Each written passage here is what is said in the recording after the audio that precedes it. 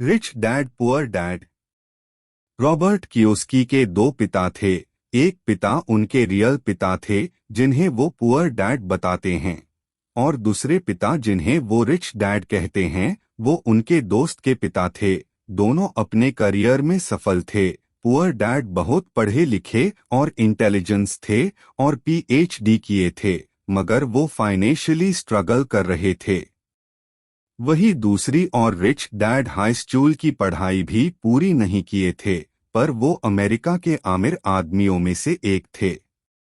पैसों को लेके दोनों पिता की राय एकदम अलग थी। गरीब डैड कहते थे पैसों का प्यार ही सभी परेशानियों की जड़ है, पर आमिर डैड कहते थे पैसों की कमी ही सारे परेशानियों की जड़ है। पुअर डैड ने मरने के बाद अपनी फैमिली के लिए कई अनपेड बिल्स छोड़े, जबकि रिच डैड ने करोड़ों की संपत्ति छोड़े। उनके पुअर डैड हमेशा कहते थे अच्छे से पढ़ाई करो, डिग्री लो ताकि एक सुरक्षित जॉब मिल सके, जबकि रिच डैड कहते थे पढ़ाई करो पर ये भी सोचो कि कैसे तुम लोगों अपने काम के लिए रख सकते हो। दोनों पिता की बातें अलग अलग थी, इसलिए शुरू में कियोस्की को परेशानी होती थी कि किसकी सुने और किसकी नहीं, पर बाद में वो फैसला किए आमिर होने के लिए वो अपने रिश्तेदार की बातें सुनेंगे। समरी। एक, रिच पीपल पैसों के लिए काम नहीं करते। पहले लेसन में रिच डैड बताते हैं कि डर और लोभ ज्यादातर लोगों की जीवन को नियंत्रित करती है। लोग पैसे कमी ना हो इसीलिए वो काम करते हैं, और जैसे ही पैसा आ जाता है तो अन्य नई चीजें खरीदने की लालच भी जाग जाता है। फिर यही लालच उन्हें और पैसे कमाने पर मजबूर करता है, और ये डर कि वो अपने बिल चुका नहीं पाएंगे, कहीं वो गरीब ना हो जाए, इसीलिए वो कड़ी मेहनत करते हैं और पैसे कमाते हैं। रिच डैड इसे रेट रेस कहते हैं। कैसे लोग डर और लालच की वजह से इस रेस में फंसे हुए हैं। ऐसा नहीं है कि लोगों को ये रेस अच्छा लगता है, पर बचपन से लोगों के मन में बैठी बातें उन्हें इस रेस का हिस्सा बनाए रखती है। बचपन से ये सिखाई गई अच्छे से पढ़ाई करो, अच्छी डिग्री लो, फिर एक अच्छी जॉब करो, अगर कुछ अलग ट्राई किए तो सिर्फ असफल ही होगे, कोई दूसरा कामयाब नहीं होने देगा, और यही बात लोगों को इस रेस से जोड़े रखती है। ये सच है कि इस रेट रेस हिस्सा बने रहने से आप कभी गरीब नहीं बनोगे, अपनी बिल्स चुका पाओगे, लक्जरी खरीद पाओगे, पर कभी आमिर नहीं बन पाओगे, एक क्वालिटी लाइफ जी नहीं पाओगे। रिटायरमेंट तक रोज उस बोरिंग रूटीन को फॉलो करना पड़ेगा। तो बात ये आता है कि करें क्या। पहले पूरी हिम्मत करके इस रेट रेस से निकलें। ऐसा कुछ करें जिसमें आप पैसों के लिए काम ना करें, बल्कि पैसे आपके लिए काम करें, और ये तभी संभव है जब आप फाइनेंशियल नॉलेज लेंगे। 2. Financial literacy. फाइनेंशियल लिटरेसी सीखना बहुत ही जरूरी है। जिनमें ये कमी होती है वो चाहे जितने भी पैसे कमा लें वो हमेशा गरीब ही रहते हैं। बहुत से लोग लॉटरी में करोड़ों कमा तो लेते हैं, पर बाद में उसे गवा भी देते हैं। फाइनेंशियल लिटरेसी मतलब है पैसों को काम करने का तरीका, उसकी समझ। कई टैलेंटेड लोग इस नॉलेज की कमी की वजह से अब भी रैट रेस में फंसे हुए हैं। उन्हें ये भी नहीं पता वो कितने पैसे टैक्स में खो रहे हैं।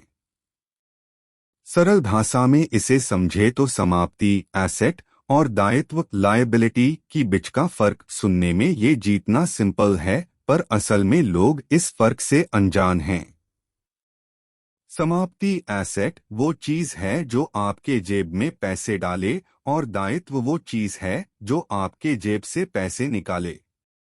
लोग ये गलती करते हैं, वो दायित्व को ही संपत्ति समझ लेते हैं, जैसे कि गाड़ी, घर, लक्जरी चीजें, पर असल में ये लायबिलिटी हैं। घर तब तक आपकी संपत्ति नहीं जब तक ये आपको कमा के ना दे। अगर आपने घर को रेंट पे दिया है और उससे आपको इनकम हो रही है, तभी वो आपकी एसेट कहलाएगी। इसीलिए रिच डैड कहते हैं एसेट को बढ़ाओ और लायबिलिटी कम रखो, तभी आप आमिर बन पाओगे। एसेट जैसे कि बॉन्ड्स, स्टॉक्स में इन्वेस्ट करना, रियल एस्टेट आदि, जो आपको पैसे कमा के दे। ऐसी बिजनेस जिसमें आपकी प्रेजेंस जरूरी नहीं पर वो काम कर रही हो, आपको कमा के दे रही हो। आपने एक बार पैसा लगा दिया, लोगों को ट्रेन कर दिया, फिर वो बिजनेस अपने आप ग्रो करती जाए। 3. अपने खुद के काम पे ध्यान केंद्रित करें। हमें खुद के काम पे ध्यान देना चाहिए।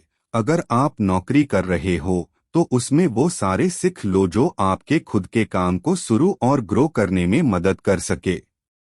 मैकडोनाल्ड के मालिक बर्गर के बिजनेस के साथ रियल एस्टेट का भी बिजनेस करते थे, इसीलिए वो इतना आमिर बने। उसी तरह रॉबर्ट भी जॉब करने के साथ एसेट्स बनाने में लगे रहे, रियल एस्टेट खरीदना और बेचना, जिससे वो अपने जॉब से कई गुना कमा लेते थे।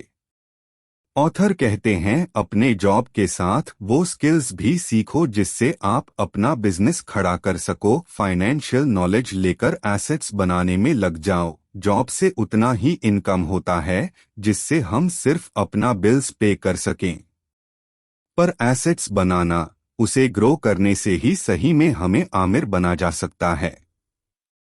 4. The history of taxes and the power of corporations. इस लेसन में ऑथर टैक्स का इतिहास बताते हैं।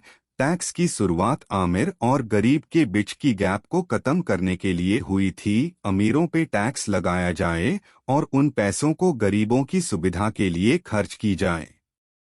पर बाद में मध्यवर्गीय लोगों पर भी टैक्स लागू हो गया, पर अब सिर्फ सरकारी खाते में जो ज्यादा टैक्स जाता है वो मध्यवर्गीय लोगों से ही आता है। रिच पीपल अपनी सूझबूझ और चतुराई से टैक्स देने से बच जाते हैं। रिच पहले कमाता है, फिर खर्च करता है। अगर कुछ बच जाता है तब टैक्स पे करता है।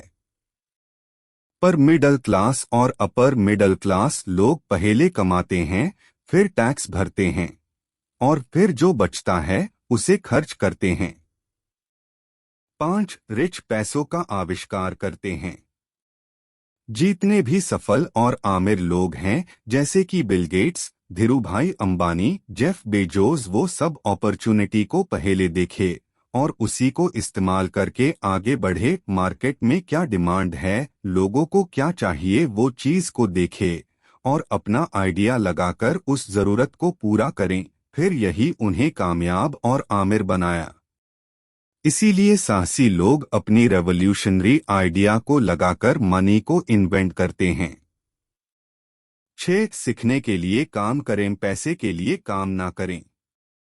कोई भी आइडिया तभी काम करती है जब उस पे एक्शन लिया जाए, उस पे अच्छी नॉलेज लिया जाए। ऑथर अपने जीवन में कई तरह के काम करते रहे, जिससे उन्हें हर क्षेत्र में नॉलेज मिलती रही और यही उन्हें एक सफल व्यवसाय बनाने में मदद भी की।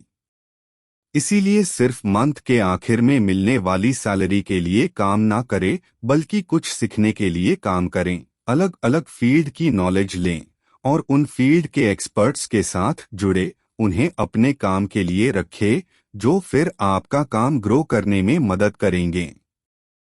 आशा है आपको ये rich dad poor dad book summary पसंद आई होगी। पूरी जानकारी के लिए इस पुस्तक जरूर पढ़ें। बहुत ही आसान शब्दों में कई महत्वपूर्ण बातों को समझाया गया है। धन्यवाद।